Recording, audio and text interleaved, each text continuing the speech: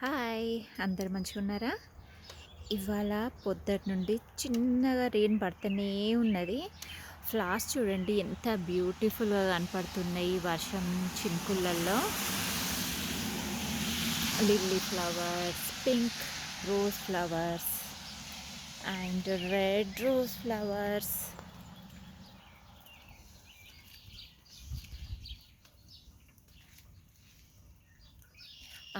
ఈ ఫ్లవర్ చూడండి పీ పగడం కలర్ రోజ్ ఫ్లవర్ ఎంత బాగుంది. ఎంతమందికి ఇష్టం ఇలా వర్షం పడుతూ ఉంటే బయట తిరుగుతూ ఎంజాయ్ చేయడం అనేది. White colour